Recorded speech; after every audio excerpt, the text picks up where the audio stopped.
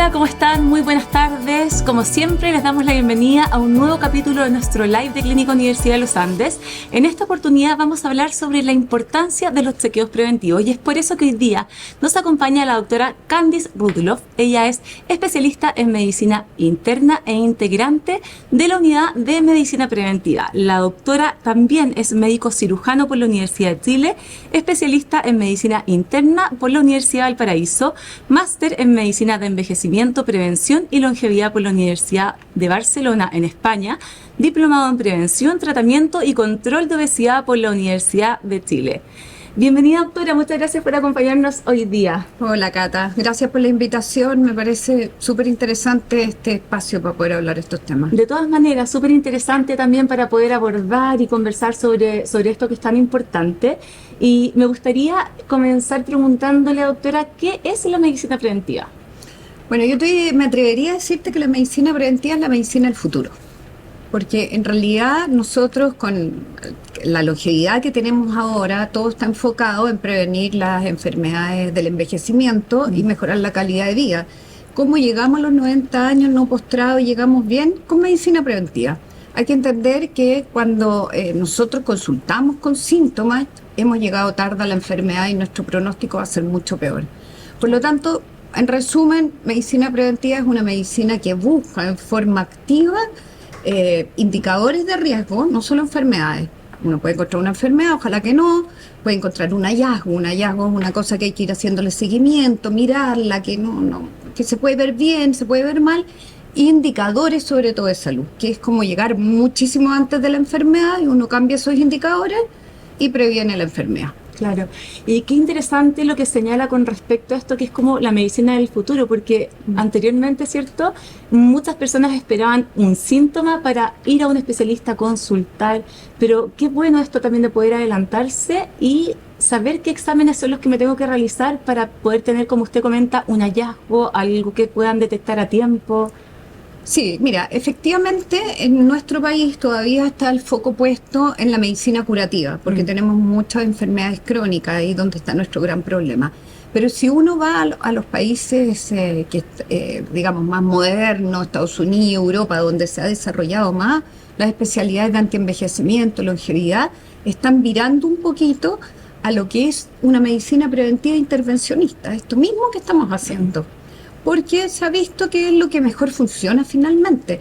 Si sentirse sano, no es que necesariamente uno esté sano. Hay que tener claridad con eso, no es así. Claro, y ahí en esa línea hay muchas enfermedades que son asintomáticas, como usted dice, que no tienen síntomas y que cuando ya empiezan a existir como estas manifestaciones o señales, uno llega como un poquito más atrasado a algún diagnóstico. Sí, mira, yo te diría que la medicina preventiva se divide como en 3 pilares en términos de enfermedades importantes. Lo que son las metabólicas, ahí podemos tener el colesterol alto, presión arterial, diabetes, que son enfermedades de una prevalencia altísima en Chile y en el mundo. Claro. Luego están los cánceres, que según edad, sexo, son diferentes. Y lo que es enfermedad cardíaca, especialmente la enfermedad coronaria. Todo lo que te acabo de nombrar, salvo algunos cánceres que realmente no se pueden prevenir, pero no son los más frecuentes. Los más frecuentes sí se puede. Todo lo que te acabo de nombrar se puede prevenir. Y eso es súper importante que la gente lo entienda. Se puede llegar a tiempo. No es lo mismo operarse de un tumor renal que está encapsulado y que pasó a ser un dato y una molestia y te tuvieron que sacar el pedacito de riñón y quedó para tu anécdota, a un cáncer que te lleva a la muerte finalmente. Claro que sí, y en ese punto también me gustaría detenerme porque hay cánceres que son más silenciosos, pero hay otros que se pueden evitar y ahí está el foco también de la medicina preventiva. Entre los cánceres más comunes, después igual vamos a hablar un poquito más en extenso de eso, son los de mama, por ejemplo, en mujeres, ¿cierto? Y colon, que también ha sido bastante prevalente, de hecho, sí. Han subido los casos en personas jóvenes. En ese contexto, doctora, ¿cuál es la importancia de realizarse una mamografía, también un examen de colon, una colonoscopía? Mira, nosotros tenemos estandarizado a qué edad, en qué momento se realizan esos exámenes y otros. Por ejemplo, la colonoscopía en un paciente que no tiene ningún antecedente familiar ni personal, o sea, nada. Claro. A los 50 años habitualmente pedimos una. Ya. No es un examen que se haga todos los años, porque de repente dicen, no, pero que entonces me lo tengo que hacer todos los años. No, lo que pasa es que uno busca lesiones premalignas, entonces tiene que saber el estado base del paciente. En el caso de mama se parte mucho antes haciendo los estudios. Entonces, la gracia en la unidad de medicina preventiva es que tenemos todo eso estandarizado y armado como un paquete ordenado. Ya. Y que cumple con las normas internacionales y lleva a los riesgos chilenos. Es decir, tú pides, por ejemplo, yo que tengo 30, pido un chequeo preventivo y me van a dar la batería para esa edad, que ya está predeterminada. No tengo que yo decir, pero que ¿sabes? Quiero que me hagan una colonoscopia. No, háblelo con el médico, no corresponde para su edad. Entonces, se trata también de no poner en riesgo al paciente en exámenes que no corresponden, que no necesita, Claro. que le aumentan los costos en salud. En fin, se producen hartas cosas que terminan siendo un problema adicional. De todas maneras, y ahí en esa misma línea, doctora, entonces, ¿cuáles son los exámenes que debiésemos hacernos según la etapa de la vida? O sea, como usted dice, hay personas que quizá por ser jóvenes creen que no van a tener alguna patología, pero hay algunos exámenes que se recomienden en estas etapas más tempranas y que después vayan continuando a lo largo del tiempo. ¿Cuáles son Mira, esos voy a exámenes? partir un poquito más atrás para que se entienda mejor. Ya. La medicina preventiva parte cuando uno está de feto, la mamá embarazada, ahí parte, porque parte con los controles prenatales. Luego sigue con el pediatra. Y ahí somos súper ordenaditos. El problema es cuando salimos del pediatra, salimos de la universidad habitualmente, por lo tanto salimos de las manos de la mamá, del control. ¿Y qué hacemos? Quedamos como en territorio de nadie, que es cuando pasamos a ser adultos sanos. Ahí se produce el problema. Y la gente empieza a consultar solo por síntomas de enfermedad. Ahí es donde entra la medicina preventiva como tal, porque Claro. no tiene el nombre pediatría, te fijas, estas otras cosas. Entonces uno debería partir a esa edad haciéndose los chequeos. En la primera parte, entre 20 y 30 años, una persona sana puede ser cada 2 años. Luego se recomienda anualmente porque el seguimiento de estos exámenes, la tendencia es la que marca mayor pronóstico y beneficio. Ya. Y dentro de los exámenes, bueno, los podríamos dividir en 3. Uno es la batería de exámenes de sangre. Ahí, ¿qué cosas uno busca? Uno busca enfermedades metabólicas, busca todo lo que tiene que ver, como dice la gente, con la sangre, la anemia, los glóbulos rojos, las defensas, ese tipo de cosas. Algunos marcadores tumorales, como la próstata, marcadores hormonales, como la función tiroidea. Bueno, dentro de lo metabólico pasa a ser muy importante el tema del azúcar y el colesterol. Después hay otro grupo de exámenes que serían imágenes. Ya. En las imágenes está lo que es ecografía abdominal. Es fundamental mirar los órganos del abdomen, los órganos sólidos, porque la verdad que para intestino no nos entrega mucha información, pero los órganos sólidos nos entregan muchísima información importante. Están las imágenes de tórax, las imágenes mamarias, en fin, todas que por supuesto van a estar determinadas. O sea, la mujer joven se hace solo ecografía mamaria, posteriormente se suma la mamografía sobre los 40 años, así se va avanzando. Y luego están los exámenes que podríamos decir funcionales, como el test de esfuerzo, en que uno va a estar haciendo ejercicio y se va a estar midiendo la respuesta eléctrica del corazón, la presión arterial, cómo uno responde frente a un esfuerzo específico. Ese es más o menos, pero de todas maneras, según la edad van cambiando. O sea, en el hombre sobre 40 años empezamos a medir en la sangre el antígeno prostático por el cáncer de próstata. Claro. O sea, va variando según las necesidades de cada persona, y también la evaluación médica es muy importante porque el médico evalúa al paciente en el contexto del resultado de sus exámenes, de su historia, de sus antecedentes familiares, que es fundamental, ¿no es cierto?, y su examen físico. Todo eso entrega una información muy importante y eso permite que ahí uno defina en la consulta si necesita exámenes adicionales. Perfecto. Claro, eso es lo que se define luego de esta radiografía ya como de batería de exámenes que se realizan. Mira, quiero darte un ejemplo porque creo que se entiende mejor siempre y me encanta este ejemplo. Cuando un paciente se infarta, la primera causa de muerte del hombre sobre 40 años es el infarto, y de la mujer sobre 50 años es el infarto, no es el cáncer de mama, ¿ya? O sea, el infarto nos persigue por todas partes. Claro. Entonces, normalmente nos enteramos que un papá al colegio jugando fútbol con los niños, o que alguien, amigo no sé qué, uno siempre que escucha esa historia llegó infartado, le hicieron una angioplastía de urgencia acá, que tenemos unos angioplastistas espectaculares, y lo salvaron. Claro. Pero llegó tarde, quedó con una parte del corazón muerta, entonces de ahí en adelante su calidad de vida va a bajar, va a tener insuficiencia cardíaca, va a tener problemas, en fin, ya no va a ser lo mismo, pero se salvó. Vamos un poco más atrás. Ese paciente, 5 años antes, llegó a medicina preventiva, supongamos que se infartó a los 55, a los 50. Llegó tarde, pero llegó. Sin síntomas. Claro. Le hacemos los estudios y todo y nos cuenta que su papá se infartó a los 50, ese ya es un antecedente súper grave, tiene colesteroles altos, es sedentario, con un sobrepeso importante. Eso, solo con eso, ya nosotros pedimos exámenes adicionales cardíacos. Claro. Y supongamos que, porque se infartó después, ¿no es cierto? Como vamos para atrás, encontramos en las imágenes que tiene las coronarias tapadas. Va a ir al mismo equipo de angioplastía, le van a hacer la misma angioplastía, pero con una gran diferencia, que no va a ser en urgencia, por lo tanto, lo que puedan hacer es mucho mejor en términos de los resultados, y es como si no hubiese tenido nada, porque como no llegó infartado, su corazón va a quedar impecable. Claro. Y si vamos más atrás, y ya no tenía 50, tenía 40, y me hizo caso, porque escuchó este live, y vino a los 40. Entonces yo ahí ya no le encontré esto del tanto antecedente, tanto así como, pero sí el colesterol alto. Entonces, y el peso alto y sedentario. Y logro convencerlo de que tiene que bajar de peso, de que tiene que hacer ejercicio, lo veo al año siguiente y lo hizo. El colesterol se normalizó, por lo tanto no tengo que darle medicamento y todo. Puede ser que nunca pase nada de lo que te relate para adelante. Claro. Y a los 55 esté jugando fútbol con su hijo en el colegio, pero no llegó acá infartado. Totalmente. Muy Eso bueno es la medicina preventiva. Claro que sí. Muy importante lo que señala la doctora. Además que, deteniéndome un poco en el punto de los exámenes cardíacos, que, bueno, las enfermedades cardíacas son tan prevalentes, ¿cierto?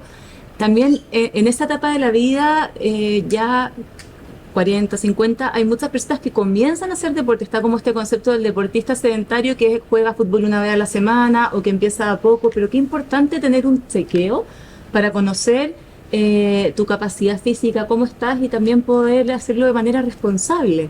Sí, mira, Cata, lo que tú dices, pero le dan el clavo, pero muy bien, porque uno... típico esto, el infarto del que, como dicen, juega la pichanga con el asadito los domingos, Claro. pero es gordito y el resto de la semana no hace nada. Bueno, ese personaje es mejor que no haga nada ningún día, tampoco el domingo, porque por hacer ejercicio, que es un ejercicio no medido, porque el ejercicio está medido según cómo es el otro equipo, ¿no es cierto?, el esfuerzo, Sí, tal cual. y no tiene condiciones, no está entrenado el corazón, tiene factores de riesgo que no están en control, tiene un riesgo mucho mayor. Entonces, efectivamente, el ejercicio no es que hoy yo parto y llego y empiezo a hacer ejercicio, Claro. así nomás.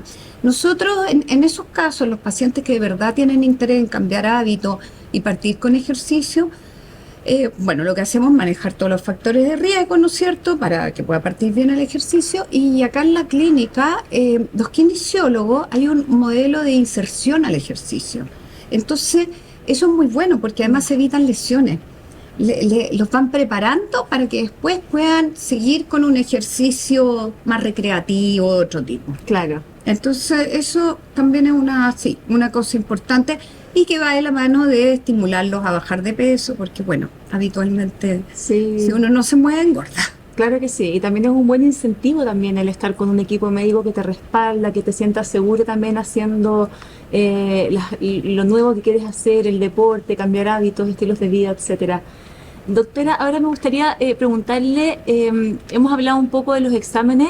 ¿Existe como algún periodo de tiempo que yo debiese decir, cada cierto tiempo tengo que hacerme tal o cual examen? ¿Existen exámenes que sean estándar, que deban realizarse de manera anual, o otros que sean un poquito más distanciados en el tiempo? Mira, los exámenes estándar, como te comentaba anteriormente, está la batería de exámenes de sangre, Sí. está la ecografía abdominal, electrocardiograma según la edad o test de esfuerzo. Sí. ¿Ya? Esos son Esos- como los... y los estudios mamarios obviamente en mujer.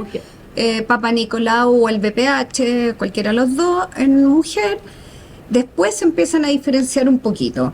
Por ejemplo, el antígeno prostático para el cáncer de próstata en el hombre sobre 40 años.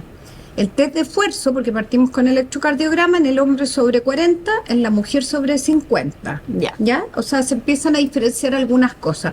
Y las otras cosas que agregamos, como te comentaba, la colonoscopía, ya esas... sí, la colonoscopía sobre los 50, ¿no es cierto? Pero van cayendo también en el criterio médico, porque si me cuenta que el papá tenía pólipos cancerígenos o que se acuerda que le dijeron algo así, bueno, probablemente la colonoscopía la vamos a pedir antes. Claro, y también con respecto a los pacientes, por ejemplo, hay algunos tipos de enfermedades que sean característicos y propios de cierta etapa de la vida. Por ejemplo, a los 40 hay alguna enfermedad que se vea en alza, en los 50, en los 60. ¿Hay enfermedades que se relacionan por edad? Mira, en el tema cardíaco, fuertemente en el hombre sobre los 40 y en la mujer sobre los 50, porque después en la menopausia es cuando aumentan los riesgos cardíacos. Claro. En los cánceres, fíjate que si bien hay una asociación en relación al aumento de la edad, en la aparición de cánceres, lo que se ve desde hace 10 años aproximadamente, o sea, digamos, en estos últimos 10 años los estudios muestran que en la gente joven ha aumentado el cáncer en 80%, que es una cifra súper alarmante. Entonces ha cambiado un poco la mirada. Y eso, bueno, se debe, en lo que realmente se ha estudiado, hay un tema ambiental de contaminación, hay un tema de dieta con la dieta occidental, pero también está asociado al sedentarismo y el sobrepeso. El cáncer de mama, por ejemplo, tiene una asociación con el sobrepeso muy importante. Bueno, y no olvidar el tabaco y el alcohol, que produce asociación de enfermedades importantes. Claro, y también ese era un punto que quería abordar con respecto al cáncer en jóvenes. Usted comenta que hay factores ambientales, como también otras patologías como el sobrepeso, lo decía. Eso también se debe quizá a un cambio en la alimentación, alimentos más procesados, sedentarismo, una serie de cosas que gatillan, porque esta cifra que usted comenta igual es alarmante, saber que en los últimos 10 años ha aumentado un 80% el cáncer en jóvenes. Hace un tiempo atrás uno hubiese pensado que esta enfermedad era en personas más adultas y no en menores de 40 años, como se ha señalado en algunos medios de comunicación, que ha salido bastante. Efectivamente, como te decía, el cambio de la forma en que vivimos tiene una asociación muy directa. La dieta es una dieta con muchos procesados, comida algunas veces muy recalentada o calentada a temperaturas muy altas. Hay tóxicos en las comidas, en el agua, que son externos. Mucha comida chatarra que tiene fritura. Las frituras también son comidas que no son buenas. Poco pescado, pese a que tenemos una tremenda costa. Pasa lo mismo con las verduras, o sea, poca fibra, que también se asocia la poca fibra a problemas, por ejemplo, en el colon. El tema del peso es bien curioso la asociación, pero para explicarlo así en términos general, cuando se produce un aumento de peso se produce una inflamación generalizada. Esa inflamación, además de envejecernos más rápidamente, al estar inflamado, obviamente hay mayor activación de distintas enfermedades metabólicas y se pueden disparar células cancerígenas. Porque en definitiva nosotros producimos células cancerígenas. Lo que pasa es que tenemos un sistema que las elimina. El problema es cuando ese sistema nos falla. ¿Por qué nos falla? Porque nos alimentamos mal, porque no lo cuidamos, porque estamos inflamados. Y yo agregaría otro factor, que es el estrés. Hay una directa relación, uno lo ve harto, sobre todo también hay gente joven que pasa por estrés muy intenso y de repente aparece el cáncer y también las enfermedades inmunológicas. Porque el estrés se ha visto que altera las defensas. Claro. Y en las defensas está también el defendernos de los cánceres. Sí, entonces, justamente le iba a preguntar por ese tema, por el estrés, porque en el fondo estamos como en esta vida tan agitada, acelerada, y eso también me imagino, como usted señala, tiene esta incidencia en enfermedades y en situaciones que pueden deteriorar la calidad de vida, ¿cierto? Sí, el estrés yo te diría que es la pandemia, es una pandemia peor que el COVID. Claro. O sea, finalmente, si vamos a cifras, está seguro que ha matado más gente que el COVID. Sí. Y se sostiene en el tiempo y no se ve ni una posibilidad que tengamos una vacuna para que pare. Claro. Entonces, ¿qué es lo que hay que hacer? Lograr manejarlo. Y ahí entra, por ejemplo, el ejercicio. Claro que sí. Que el ejercicio realmente ayuda mucho a manejar el estrés. Sí, el ejercicio son puras cosas positivas que se realiza de buena manera y responsable, como usted ha señalado. Sí, exactamente. Sí. Doctora, hemos hablado y hecho un repaso de los distintos exámenes, ¿cierto?, en cada etapa de la vida, pero también me gustaría que profundizáramos un poco en los adultos mayores. ¿Hay algún examen en particular que deban hacerse? ¿Con qué frecuencia? ¿Qué pasa con este grupo etario? Sí, mira, el adulto mayor, el preventivo es más completo, un poco distinto, es diferenciado. Ya el médico tiene que abordarlo con más tiempo, tiene que evaluar otras cosas como es los riesgos de fragilidad. Cuando hablamos de fragilidad hablamos de componentes que pueden hacer que el adulto mayor le pase algo. Por ejemplo, posibilidades de caída. Hay que evaluar también la parte mental, evaluar la parte de alimentación, que muchas veces no se ven precisamente delgados y sin embargo el tipo de alimentación es mala y tienen poca musculatura. Entonces también hay que evaluar la parte kinésica, muscular, de movimiento, de caminata. O sea, son muchos los factores. Ahí se aplican algunas encuestas internacionales que permiten ir buscando factores de riesgo. Y bueno, según eso, si se necesita otro examen también se hace. Pero hay que entender que los exámenes por sí solos no sirven de nada. Hay gente, muy poca, te diría que, no sé, mi experiencia me ha tocado 2 o 3 casos de escuchar que hay gente que se hace los exámenes y dice, no, si yo no quiero consulta médica, yo vine a hacerme los exámenes. Bueno, los exámenes no interpretados por un médico no sirven de nada porque se interpretan en función del paciente. Y al revés, hay mucha información que nos da el paciente que no está en los exámenes. Entonces, el adulto mayor es ese tipo de paciente, es un paciente que hay que dedicarle tiempo porque hay muchas cosas que las vamos a obtener de él, de la familia, y no necesariamente los exámenes. Claro, toda la razón, el conocer el contexto, la historia, que es tan importante. Doctora, ¿cómo cambia la vida? Yo ya lo comentó en un inicio de esta conversación, pero me gustaría que lo reforzara. ¿Cómo cambia la calidad de vida una pesquisa temprana? ¿Por qué son tan importantes los chequeos preventivos? Bueno, yo creo que la calidad de vida, sí, lo comenté, pero si nos vamos al extremo, entre vida y muerte, sigo viva o me muero, pero ya, no nos vamos a poner tan extremistas. Y vamos a pensar en que sabemos que todos vamos a vivir en general mucho tiempo. Sí. Entonces, ¿cuál es el problema cuando uno conversa con la gente que se plantea? Ya no es la edad si voy a dormir mucho o poco, sino que cómo voy a vivir. Ese es el cambio en la calidad de vida. Si yo pesquiso a tiempo enfermedades metabólicas y las logro detener o que aparezcan muy tardíamente, por ejemplo una diabetes, vamos a la diabetes, que hay muchos pacientes diabéticos. Yo logro con el paciente a los 30, 40 años detener un azúcar que está elevada, que baje de peso, que haga ejercicio, tratarlo con medicamentos si es necesario, cambiar dieta, etcétera. Y el paciente no tiene diabetes versus el que se le desencadena la diabetes. ¿Qué es lo que sucede con el tiempo? La diabetes es una enfermedad tremendamente invalidante, no manejada. Puede dejar al paciente ciego, con insuficiencia renal, puede provocar daño neurológico. Son pacientes que tienen incluso problemas en la esfera sexual. Pueden tener problemas en todo lo que es nervioso, en las extremidades. Los pacientes que no se cuidan nada de la diabetes incluso han llegado a un nivel que hay que amputarles dedos de los pies. Entonces tú comprenderás que la calidad de vida, sí, el infarto, un diabético tiene un alto riesgo de infarto cardíaco. Entonces la calidad de vida es mala, claro. Es mala. Y si vamos a algo mucho más simple, el alcohol. Digo mucho más simple, aunque no es simple manejar, mucho más simple porque hasta decirle ya, bueno, baje el consumo de alcohol, ¿no es cierto? Claro. Pero no logramos hacer eso porque nunca vimos al paciente. Y ojo con una cosa, acá se hace mucha educación en la consulta.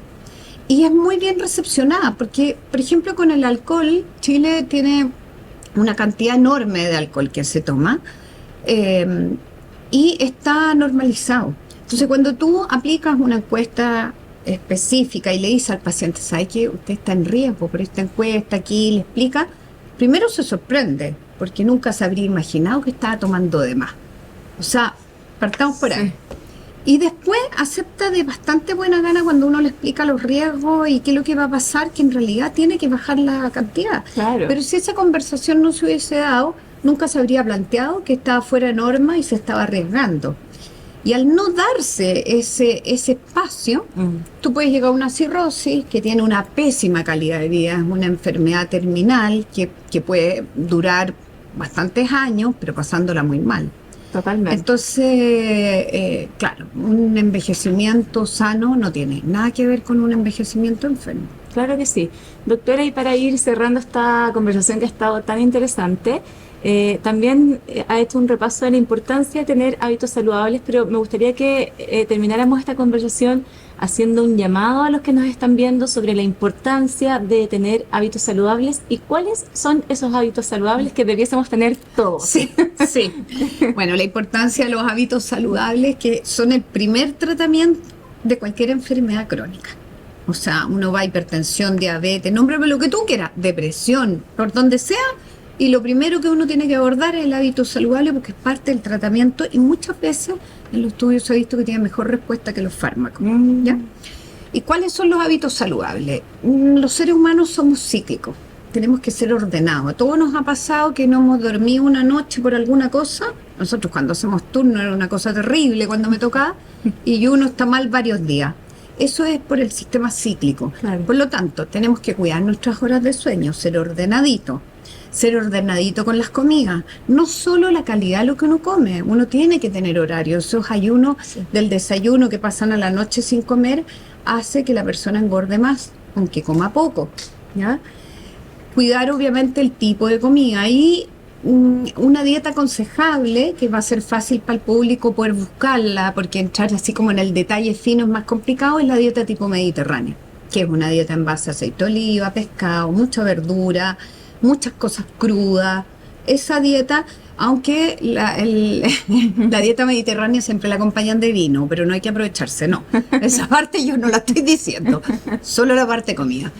El peso, fundamental, ¿ya? El peso, ahí hay que entender que el peso en sí es un parámetro. Si yo tengo una persona que hace muchas pesas y es súper musculoso, va a tener un índice de peso elevado. Claro. Pero si es en base a músculo, estamos perfectos.